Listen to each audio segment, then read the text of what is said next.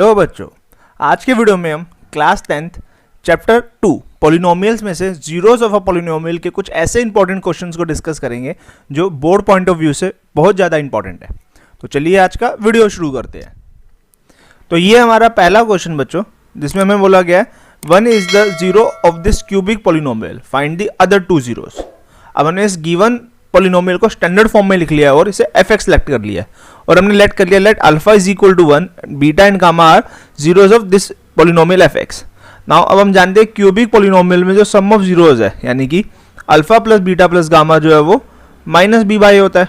और इस given polynomial को जब हम स्टैंडर्ड फॉर्म से कंपेयर करेंगे, यानी कि A X cube plus B X square plus C X plus D, तो यहाँ से जो हमारी ए की वैल्यू है वो -1, बी जो है वो 0, सी की वैल्यू 7 और डी की वैल्यू हमारी -6 आ जाएगी। से हमारे पास आ जाएगा 1 plus beta plus gamma is equal to -0 upon -1, यानी कि 0। ये हमारे पास बन जाएगा beta plus gamma is equal to -1।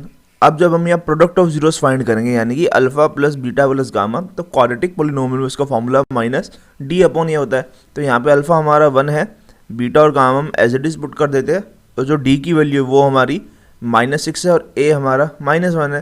तो हमारे पास आ जाएगा beta into gamma is equal to -6। अब यहाँ से हमारी जो बीटा की वैल्यू है वो -1 माइनस गामा आ जाएगी। जब इस बीटा की वैल्यू को हम यहाँ पुट करेंगे तो हमारे पास आएगा -1 minus gamma into gamma is equal to -6, यानी कि जो हमारी इक्वेशन है वो बन जाएगी minus gamma square minus gamma plus 6 is equal to 0। अब इस पूरी इक्वेशन को जब हम माइनस के साइन से मल्टीप्लाई करेंगे तो हमारे पास आ जाएगा gamma square plus gamma -6 is equal to 0। अब जब इस क्वाड्रेटिक इक्वेशन को मिडिल टर्म स्प्लिट करके सॉल्व करेंगे तो हमारा आएगा gamma square plus 3 gamma -2 gamma -6 equal to 0। अब पहली दो टर्म में से अगर हम गामा कॉमन ले लेते हैं तो हमारा बन जाएगा गामा प्लस 3, और अगली दो टर्म में से -2 कॉमन ले लेते हैं तो हमारा आ जाएगा gamma plus 3 is equal to 0, यानी कि हमारे पास आ गया gamma -2 into gamma plus 3 is equal to 0। तो यहाँ से बन जाएगा गामा -3 इज इक्वल टू 0, तो गामा की वैल्यू एक हमारी 2 आ जाएगी और यहाँ से हमारा gamma plus 3 is equal to 0 हो जाएगा, तो गामा की जो वैल्यू है वो हमारी -3 हो जाएगी। हमारे पास जो आया था बीटा प्लस गामा, उसकी वैल्यू -1 थी। जब हम गामा की वैल्यू 2 पुट करेंगे यहाँ पे तो हमारे पास बनेगा beta plus 2 is equal to -1, यानी कि जो बीटा की वैल्यू है वो -3 आ जाएगी। और जब हम गामा की वैल्यू -3 पुट करेंगे तो हमारा बनेगा बीटा -3 इज इक्वल टू -1, यानी कि जो बीटा की वैल्यू है वो हमारी 2 बन जाएगी। इसका मतलब 1, 2 and -3 are the zeros of this polynomial fx। तो ये हमारा दूसरा क्वेश्चन है जिसमें हमें बोला गया find the zeros of the polynomial fx this given that product of its 2 zeros is 12। अब हमने जो गिवन पॉलिनोमियल fx है इसके zeros alpha beta and gamma let कर लिया, क्योंकि क्वेश्चन में बोला गया product of its 2 zeros is 12, तो अल्फा इंटू बीटा जो है वो हमारा 12 होगा। अब इस गिवन पॉलिनोमियल को जो हम स्टैंडर्ड फॉर्म, यानी कि ax cube plus B X square plus C X plus D से कंपेयर करेंगे तो हमारी a की वैल्यू 1, b की वैल्यू -5, c की वैल्यू -2 और d की वैल्यू 24 आ जाएगी। अब यहाँ पर जब हम सम ऑफ जीरोस यानी कि alpha plus beta plus gamma find करेंगे तो क्यूबिक पॉलिनोमियल में उसका फॉर्मूला -b अपॉन ये होता है, तो ये हमारा बन जाएगा -5 अपॉन 1। तो हमारे पास alpha plus beta plus gamma की जो वैल्यू है वो 5 आ जाएगी। और जब हम प्रोडक्ट ऑफ जीरोस यानी कि alpha into beta into gamma find करेंगे तो उसका फॉर्मूला -d अपॉन ये होता है, तो ये हमारा बन जाएगा -24 अपॉन 1। अल्फा इंटू बीटा जो था वो 12 था, तो उसकी वैल्यू जब हम यहाँ पुट करेंगे तो ये हमारा आएगा 12 into gamma is equal to -24। तो यानी कि यहाँ से हमारे पास जो गामा की वैल्यू आएगी वो हमारी -2 आ जाएगी। अब इस गामा की वैल्यू को यहाँ जब हम पुट करेंगे तो ये हमारा बनेगा alpha plus beta -2 is equal to 5, यानी कि अल्फा प्लस बीटा जो होगा वो हमारा 7 आ जाएगा। हमारे पास ये जो कंडीशन है जहाँ अल्फा प्लस बीटा और अल्फा इंटू बीटा हमारे पास है, तो पहली कंडीशन है जब हम अल्फा की वैल्यू निकालेंगे तो ये हमारा बनेगा 7 माइनस बीटा। अब इस अल्फा की वैल्यू को हम यहाँ पुट करते हैं तो यहाँ आ जाएगा हमारा 7 minus beta into beta is equal to 12, यानी कि 7 beta minus beta square is equal to 12। तो यहाँ से हमारी क्वाड्रेटिक इक्वेशन बन जाएगी beta square minus 7 beta plus 12 is equal to 0। अब इस क्वाड्रेटिक इक्वेशन को जब हम मिडिल टर्म स्प्लिट करके सॉल्व करेंगे तो हमारे फैक्टर बनेंगे beta square minus 4 beta minus 3 beta plus 12 is equal to 0। अब पहली दो टर्म में जब हम बीटा कॉमन लेंगे तो हमारा बनेगा बीटा -4, और अगली दो टर्म में जब हम -3 को कॉमन लेंगे तो भी हमारा आएगा beta minus 4 is equal to 0। अब यहाँ से बीटा माइनस 4 हम जब कॉमन ले लेंगे तो हमारा बन जाएगा beta minus 4 into beta minus 3 is equal to 0। तो इसका मतलब या तो beta minus 4 is equal to 0 होगा या beta minus 3 is equal to 0। तो यहाँ से जो हमारी बीटा की वैल्यू है वो 4 आ जाएगी और सेकंड से हमारी जो बीटा की वैल्यू है वो 3 हो जाएगी। अब हमारे पास क्वेश्चन में था कि alpha into beta is equal to 12, यानी कि जब बीटा की वैल्यू 4 होगी तो अल्फा हमारा 3 होगा और जब बीटा की वैल्यू हमारी 3 होगी तो अल्फा जो है वो हमारा 4 हो जाएगा। तो इसका मतलब ये कि 3, 4 and -2 are the zeros of this polynomial F X. ये हमारा तीसरा क्वेश्चन जिसमें बोला गया find the zeros of the polynomial this if two of its zeros are equal in magnitude but opposite in sign. यहाँ पर हमें क्यूबिक पॉलिनोमियल दी गई है और उसके 3 जीरोज होंगे, उसमें से 2 जीरोज जो है वो equal in magnitude but opposite in sign है, इसलिए हमने अल्फा और माइनस अल्फा लेट कर लिया है और तीसरी जीरो को हमने बीटा लेट कर लिया है। क्योंकि क्यूबिक पॉलिनोमियल है तो जब मैं यहाँ पर सम ऑफ जीरोज निकालूंगा उसका फॉर्मूला हमारा -b/a होगा। तो ये अल्फा अल्फा से कट गया, यानी कि जो b है वो हमारा -b/a आ गया। और जब गिवन पॉलिनोमियल है उसको हम जब स्टैंडर्ड फॉर्म से कंपेयर करेंगे, यानी कि ax³ plus bx² plus cx plus d से कंपेयर करेंगे तो हमारा a की वैल्यू 1, b की वैल्यू -5, c की वैल्यू -16 और d की जो वैल्यू है वो 80 आएगी। तो यहाँ से जो बीटा की वैल्यू है हमारी -b/a यानी कि -5/1, तो 5 आ जाएगी, यानी कि one of the zero of this polynomial is 5। अब जब हम यहाँ पर प्रोडक्ट ऑफ जीरोस फाइंड करेंगे, यानी कि alpha into minus alpha into beta, इसका फॉर्मूला -d/a होगा। तो ये हमारा बन जाएगा -α² into beta is equal to -d, यानी कि -80/1।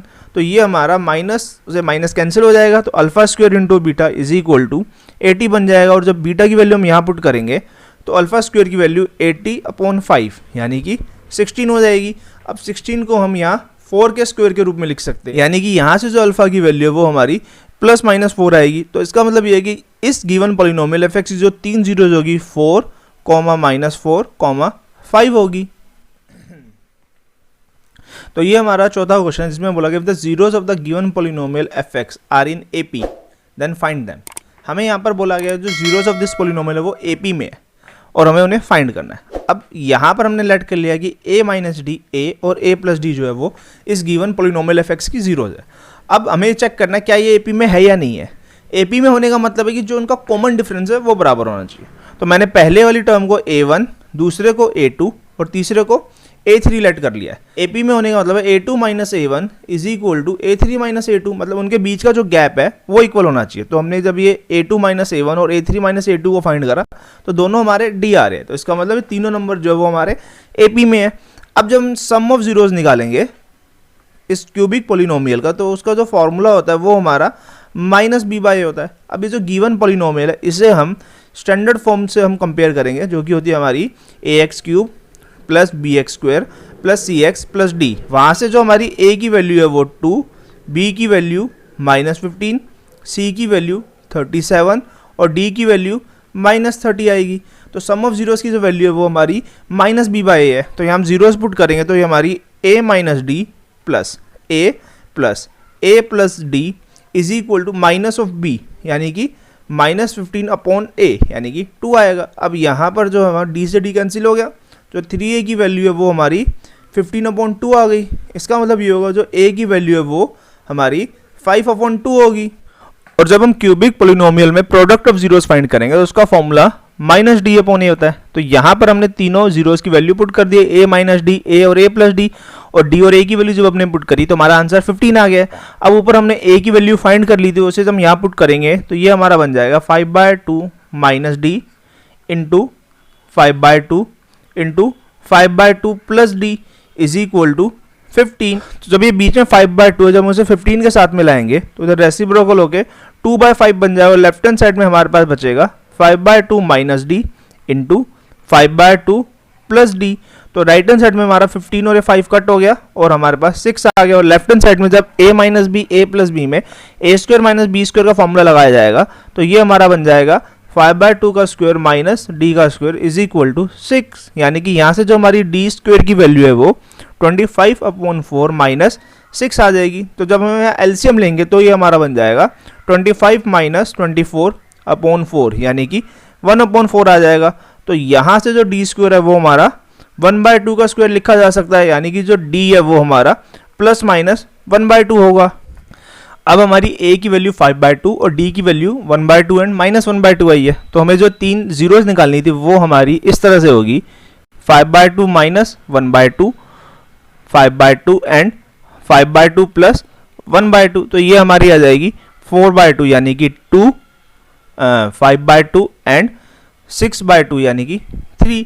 और जब हम d की वैल्यू -1/2 लेंगे तो ये हमारे बनेगी 5/2 प्लस 1/2 यानी कि 6/2 इज इक्वल टू 3, 5/2 और 5/2 माइनस 1/2 यानी कि 4/2 यानी कि 2।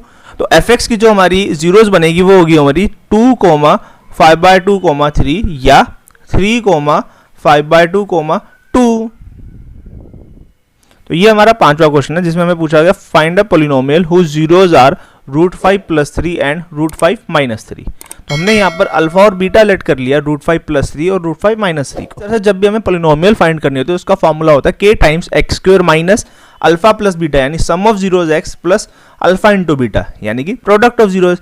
तो जब ये अल्फा और बीटा की वैल्यू हम यहाँ पुट करेंगे तो ये हमारा बनेगा x² minus √5 + 3 plus √5 - 3 into x plus √5 + 3 into √5 - 3। अब यहाँ पर ये 3 से 3 कैंसिल हो जाएगा और ये हमारा बन जाएगा k times x² minus 2√5 x plus, अब यहाँ पर a प्लस बी और a माइनस बी है तो ये a² यानी कि √5 का स्क्वायर माइनस 3 के स्क्वायर के रूप में हम लिख सकते हैं।